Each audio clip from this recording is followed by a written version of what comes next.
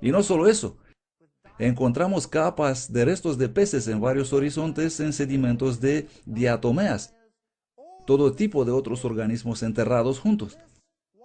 Esta fue una catástrofe. No existe otra explicación.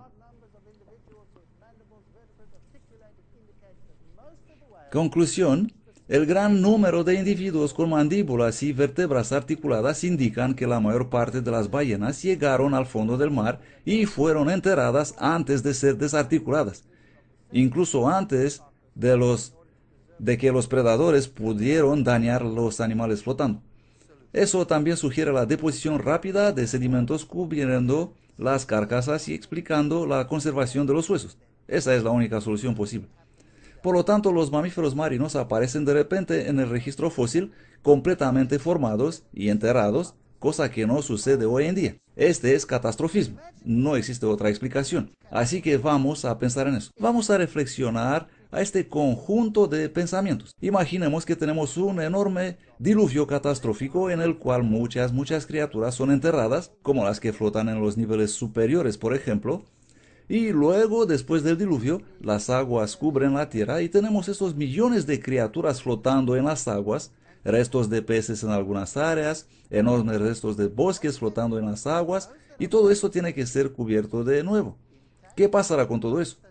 Los que son enterrados antes son enterrados intactos, y los que empiezan a podrirse y deteriorarse, cuando son enterrados en trozos desarticulados, y podemos encontrar capas enteras de rocas conteniendo ese material, restos de peces, huesos, etc.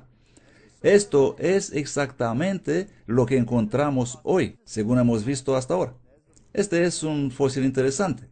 Es el Parrotia persica, el árbol de hierro. Esta es una hoja actual y esta es una fosilizada.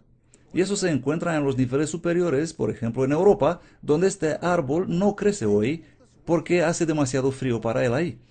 E imaginemos el agua saliendo de las profundidades, explotando hacia la superficie, y ¿qué temperatura tendrá? El agua termal o el agua subterránea hoy es muy caliente, las fuentes termales como las llamamos hoy. Así que este agua pudo haber sido generalmente caliente y los océanos pudieron haber tenido una temperatura alta, mucha humedad, muy parecido con lo que existe hoy aquí en su área. Un ambiente bonito, caliente, húmedo, después del diluvio. Aquí tenemos mamíferos. Este es un murciélago. Cuando encontramos un murciélago en el registro fósil es completo. Es un murciélago completo. No es nada entre un murciélago y otra cosa. No existe un proceso de desarrollo, sino que es un murciélago completamente formado. La única diferencia es que los del pasado eran mucho más grandes que los que viven hoy. Así que podemos imaginar un mundo muy húmedo restableciéndose después del diluvio. Esta es una zona de Escocia, que es un país muy frío, donde encontramos este exuberante crecimiento de plantas debido a la corriente del Golfo que pasa por ahí, y por lo tanto estas plantas son enormes debido al calor traído. Y aquí vemos una zona típica tropical, donde encontramos enormes plantas y temperaturas cálidas, lluvia y mucha lluvia y crecimiento abundante. Hay mucho alimento y típicamente la era terciaria en los libros de textos es presentada de esa manera. Muy verde, muy caliente y con todas estas criaturas caminando por ahí, aparentemente tan distinto de lo que vemos hoy. ¿Por qué? Porque eran tan enormes. Los elefantes gigantes, mastodontes, completamente distintos a lo que vemos hoy, que vivieron hace unos 65 millones de años atrás y hoy en día ya no existen.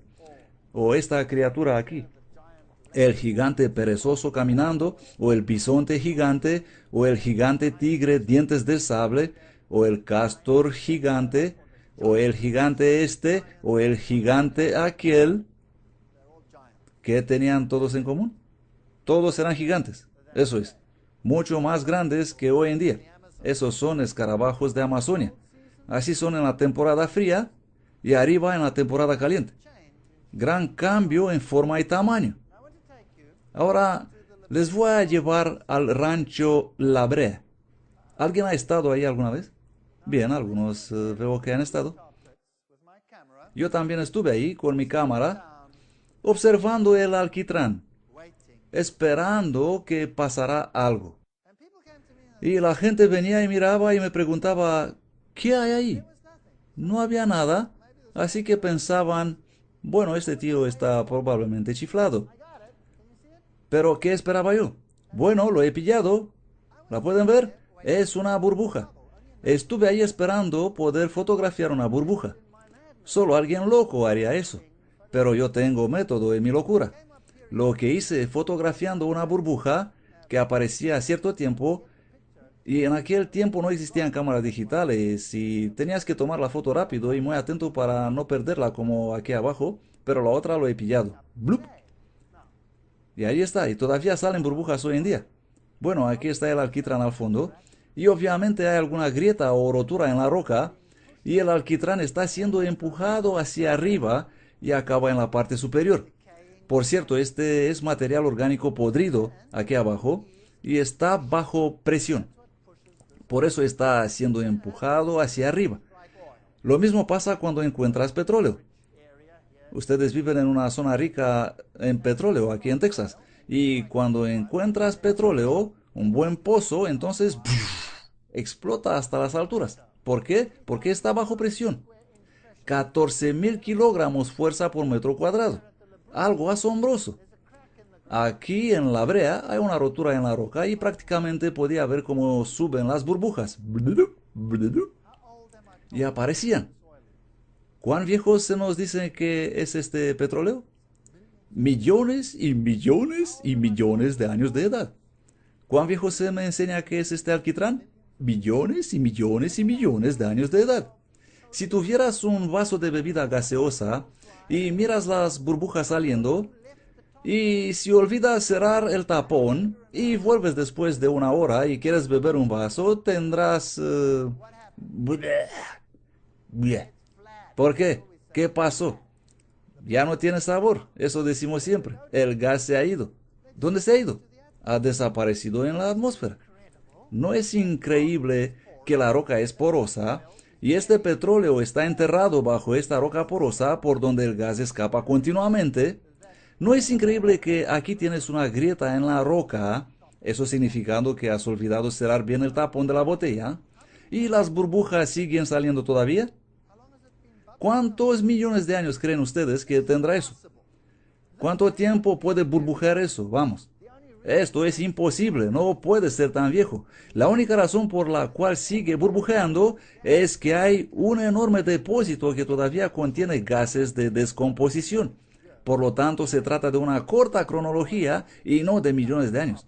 El hecho de que cuando encuentras petróleo, este sale disparado, significa que el tapón está bastante bien cerrado. Pero la roca es porosa y ese gas está escapando continuamente y si todavía tiene esa enorme presión, eso nos demuestra que no puede ser muy viejo. Pero no es esto a lo que voy. El alquitrán y el petróleo son el resultado de una catástrofe. Las aguas cubrieron la tierra, luego los continentes fueron levantados y todo fluyó hacia abajo y fue enterrado nuevamente.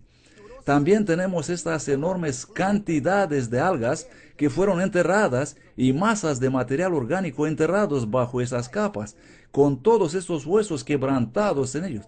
Y ese es el petróleo y el alquitrán que encontramos hoy. Es exactamente eso. Material orgánico enterrado repentinamente. Y el alquitrán y el petróleo están ahí debido a un fenómeno postcatastrófico. Y vienen estas criaturas pensando que es un charco o algo parecido y entran y debido a que es alquitrán, brea, y ya no pueden salir de ahí, ya que en el intento de salir se hunden cada vez más hasta desaparecer al fondo. Y cuando se dan cuenta que no pueden salir, esos animales empiezan a gritar aterrorizados, atrayendo ¿qué? Los predadores.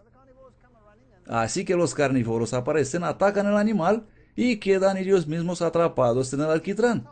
Entonces, en el alquitrán encontramos una extraña asamblea. Tenemos más carnívoros que herbívoros. Esto no es normal. No es normal. Es decir, no es un fenómeno natural. Lo que pasó aquí es que esos animales fueron atrapados sin poder salir del alquitrán. Y encontramos tigres dientes de sable, extrañas criaturas del pasado. Y en el alquitrán encontramos este mastodonte gigante y el gigante perezoso, como este aquí. En un viaje en América del Sur, unos científicos hicieron un viaje ahí y llegaron a una hacienda. Eso es una finca. Y había una piel expuesta en la entrada. El dueño lo había colocado ahí y se asombraron. ¿Qué puede ser eso? Nunca habían visto algo parecido. Así que fueron y preguntaron, ¿qué es eso? Y el hombre dijo, venid y os mostraré. Los llevó a una cueva y ahí estaban los cuerpos de estas criaturas con las pieles aún intactas. Saben que en Australia existen ciertas zonas de cuevas donde el nivel del oxígeno es ligeramente diferente que afuera y ahí puedes encontrar canguros gigantes echados ahí, que supuestamente tienen millones de años de edad, pero con sus pieles todavía intactas. ¿Puede creer eso? Bueno, es una realidad, pero por supuesto tendrás que modificar los millones de años. Y hay algunos que creen que estas criaturas todavía viven hoy en las junglas e incluso se aventuraron en buscarlas. Pero seguro serán más pequeñas de lo que solían ser en el pasado. Bisontes gigantes, mucho más grandes que los bisontes de hoy. Pero a fin de cuentas, es solamente un bisonte y nada más. Por lo tanto, en la brea, cavas en el alquitrán en porciones cerradas, sacando el alquitrán afuera y encuentras estas criaturas ahí. Y encuentras un tigre dientes de sable. ¿Solo encuentras dientes de sable? No. También encuentras tigres normales y más pequeños. De hecho, encuentras toda una gama. Y este es el extremo de la gama. Es como tomar los perros, tomar un San Bernard y decir, este vivió en el pasado, pero hoy nos hemos quedado con el Chihuahua. ¿Comprenden lo que quiero decir? Es exactamente el mismo fenómeno científico. Así que en realidad lo que hacen es tomar el Chihuahua y toda la gama intermedia hasta el gran danés y luego decir, esto hemos encontrado. ¿Y qué muestran en los libros de texto? El extremo de la gama. ¿Por qué? Porque eso es sensacional, es diferente, es algo que no tenemos hoy. Hoy tenemos tigres con dientes como estos. Pero en el pasado existía una gran variedad. ¿Por qué? Bueno, imaginemos los animales tomando el control sobre un nuevo mundo. Y hay enormes terrenos. Todo un nuevo mundo para ocupar. Mucho espacio. Muy poca competición. Cuando hay poca competición, hay gran variedad. Y luego cuando empieza a surgir la presión y los animales empiezan a competir más y más unos con otros por el espacio, por el alimento, entonces pasan cosas. Saben que si tomamos un animal del continente, una oveja, una cabra, un caballo o cualquiera que desean, y llevamos ese animal en una isla y lo dejamos ahí, adivinen qué pasará. En solamente pocas generaciones, el tamaño de esos animales va disminuyendo. De hecho, el tamaño disminuye un tercio del tamaño original. ¿Por qué? ¿Se recuerdan que les he enseñado los caballos de Islandia? La diferencia entre ellos y los caballos del continente de donde vinieron es que ellos disminuyeron en tamaño, por lo menos un tercio, en un corto periodo de tiempo. ¿Por qué? Porque están compitiendo por los recursos de la isla. Y cuando estás compitiendo por los recursos en una isla, finalmente te quedas sin espacio. Eso es lo que pasó. Y una adaptación a esta situación es no crecer mucho. ¿Por qué? Primeramente porque hay menos comida. Y debido a la competición con los demás, así que se quedan más pequeños. Y un animal más pequeño come menos que un animal más grande. Tiene un metabolismo más alto, pero come menos que un animal más grande. Así que si reduces el tamaño, naturalmente puedes tener más animales en el mismo lugar. Por lo tanto, muy rápido el ambiente cambia el tamaño. ¿Tiene ese algo que ver con la evolución? No. Los japoneses, antes de la guerra, ¿cómo eran? ¿Cómo representan los dibujos animados a los japoneses antes de la guerra? Solían representar a los americanos de pie, altos, así como Melenko, nuestro amigo, un tipo grande, y luego los japoneses subidos en algunas cajas para poder llegar al mismo nivel, ¿no es así?